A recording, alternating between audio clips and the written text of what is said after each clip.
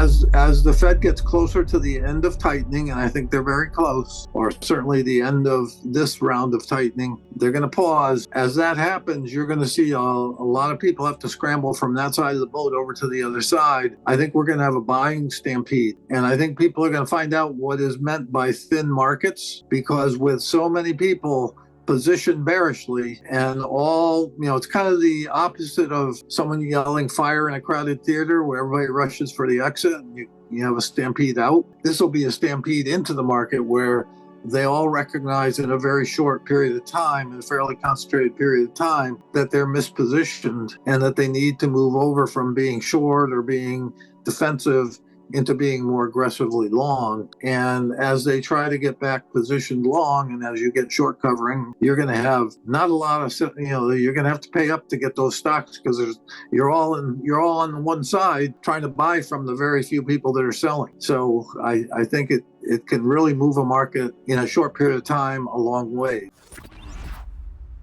That's what I mean by a melt up. And part of it is we are more than 80 years into a super cycle. So I define a super cycle as the long cycle between two depressions. And I think we're in the final decade of that super cycle. I think it goes on into the balance of this decade, and then we get another huge depression. But we're also in the 41st year of a secular bull market that started in August of 1982. I date it back to then as a secular bull market because that's when interest rates and inflation began trending down, and that's really what drove the markets to many multiples of what they were back then, because you had back then 15-20% interest rates in the US. As they moved to almost zero back in 2020, the PE multiple moved in the opposite direction. So, you started out this bull market back in 1982 with 7 or 8 times earnings, and you're now up around 20 times earnings, or were, and I think we'll probably peak out above that. So,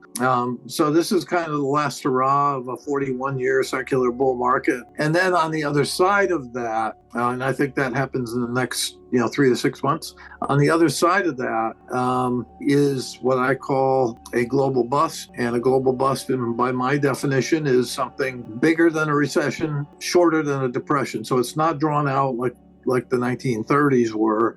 It'll all happen within kind of the speed of a recession. So most of it within a year, but it'll be the damage of a depression. It'll feel like a depression. There'll be a lot of financial dislocation, a lot of involuntary debt liquidation, bank failures, big bank failures.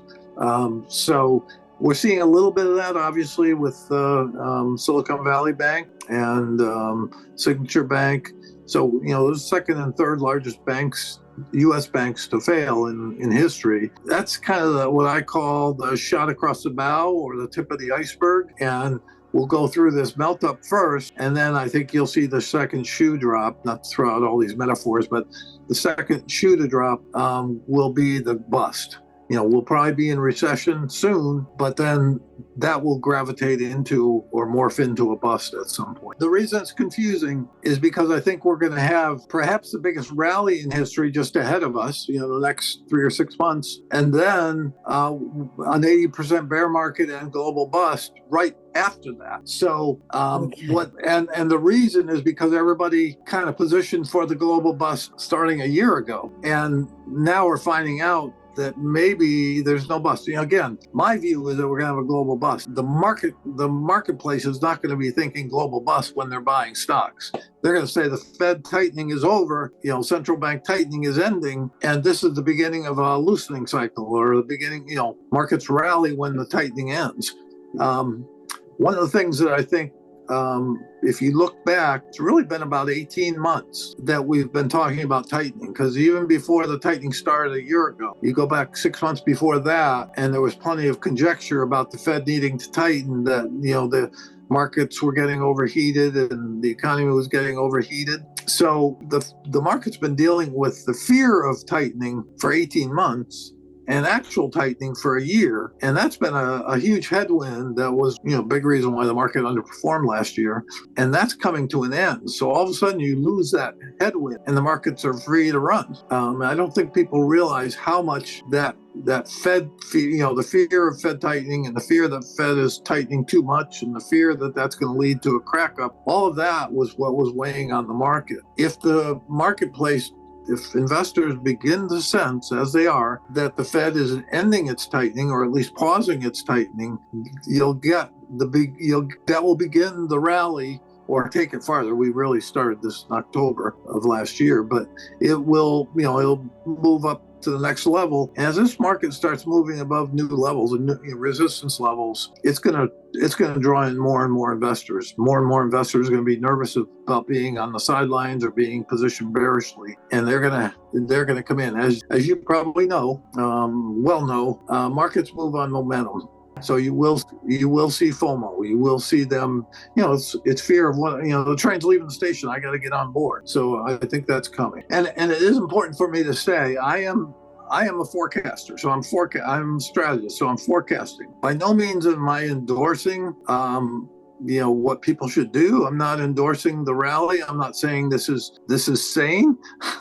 I'm saying basically this is what I see coming. Everybody has to make their own decision based on their own risk tolerance and how 100%. nimble they are, whether they even try to play it, because there is, I think, a lot of negative coming on the other side of this. The reason I even think this is important to know is because the way psychology works, people will be all in at the top. If they aren't aware of what's coming, they're going to miss the rally, jump in near the top, and then get slammed as the thing goes the other way. So, people should at least understand I'm calling for S&P to 6,000 or 7,000. 6,000 to 7,000 is my target. From here, that's 50 to 75% move in perhaps less than 6 months. That's unheard of. I mean, that would be historic. If you miss it, what are you going to feel? What kind of pressure are you going to feel when at 6,000 or 6,500, all the strategists on Wall Street are saying there's clear sailing ahead, get in, right? You're going to say, well, I got to get on. I can't miss any more. So if I'd rather you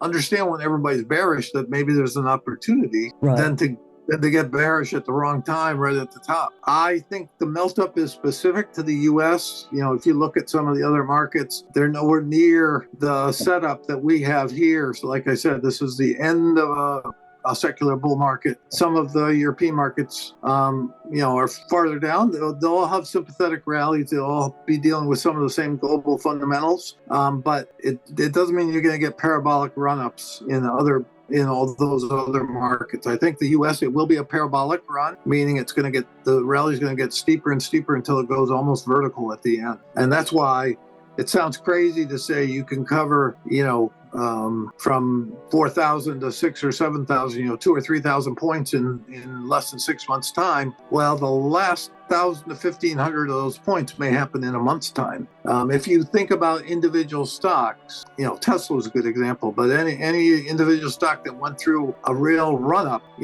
at the end of its cycle, it goes straight up. It goes what we call parabolic. Mm-hmm. And that's what I think we'll see in the market. This bust is not the end of the world. There's going to be a recovery cycle after it in probably second half of 2024 and into the end of the decade. So, but for this rally, this what I call the melt up rally or the blow off rally. For this rally, I think it's going to be broad based. So you will get growth and you will get value. You will get tech, you will get heavy industrial, old industrial. You will get financial, believe it or not. You will get things that are driven by interest rates coming down and things that are driven, typically faster growth, and things that are driven by, an economy that's expected a recovery because investors are looking over the trough. If they believe the Fed is ending its tightening, they'll begin to look over the trough to the next cycle. So you're going to get a broad-based rally, and I know lately people have been worried that the rally is of narrow. It's been very narrow with a few of the large cap tech driving it, but that'll all broaden out, I think, soon. my guess is, we may pull back a little bit more next week, but my guess is you're going to see 4,600 pretty quickly after we finish this pullback. So you might get a 2 or 3% pullback, if that, and then run to 4,600. I think in that run from 4,000 to 4,600 and 4,650, somewhere up there, I think it'll broaden out quite a bit. You'll see cyclicals work, you'll see tech work, you'll see the things that I am more turned off to or don't think they will perform as well are the defensive stocks that have kind of held up through the bear market. So, utilities, energy. I'm not a big bull on energy. I think oil is probably going to. I called it going down to the low 60s. It got down to the mid 60s before OPEC. Saudi Arabia cut production or announced their production cut. So we're right back up into the 80s. I don't think we're going to get much above this. Could get to the mid to high 80s, but I think we could just easily go back to the low 60s in the next couple months. It's a weird cycle because inflation's up near double digit or was, and yet rates didn't get anywhere near that, right? So you normally expect rates to get up there to shut things down. The rapidity with which the rates were raised. We hiked 500 basis points or close to 500 basis points here in the States. Mm-hmm. The rapidity with which we saw that rise in 6 months' time, that's the tightening. We've got a very steep inverted yield curve, steeper than ever in history. That's the tightening. People are looking at nominal rates and saying, they have a long ways to go, or they might have to go to 7% or whatever. No, because of, and we had a pandemic, so you have a lot of fragility. And we have more leverage in the system than ever before by a long shot. So we've got 300 trillion in global debt. We've got quadrillions in notional value of derivative. That's leverage like we've never seen in any other cycle. 2008 and 9 was not even close to this leverage. So all those things are added risk. The Fed is over tightening. I think ECB is over tightening. You guys are beginning to maybe pause. Yep. And so I think we're at the end of that tightening, and I think we're going to find that they over tightened.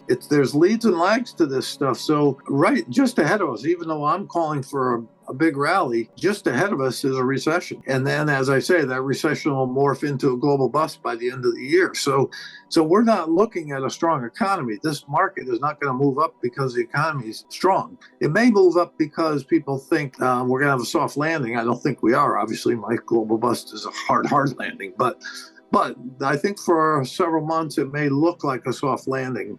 As rates come down, that will help housing temporarily bounce. I don't think we'll see new highs in housing, certainly not here, but it could bounce. I think we'll see autos bounce. So it could be through the spring and summer, it looks like the economy is bottoming out and looking better, when in fact it's not. When in fact it just takes time. The markets, economies evolve into what they're going to. To have what may be the biggest rally in history, followed by the biggest bear market in 90 years, because the last one where we were down 80% was basically 1929.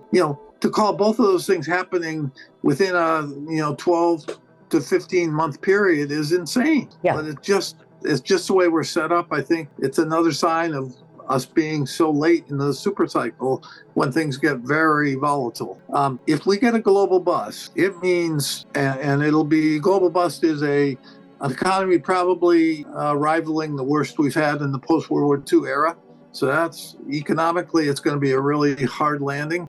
Financially, I think we potentially, because of all that leverage and because of central bank error, I think we potentially could have a financial crisis that's the worst in history. So worse than 2008-9. And so, the central banks are all sitting around and go, well, we need to deal with inflation. We're going to, you might have to suffer some pain in the economy.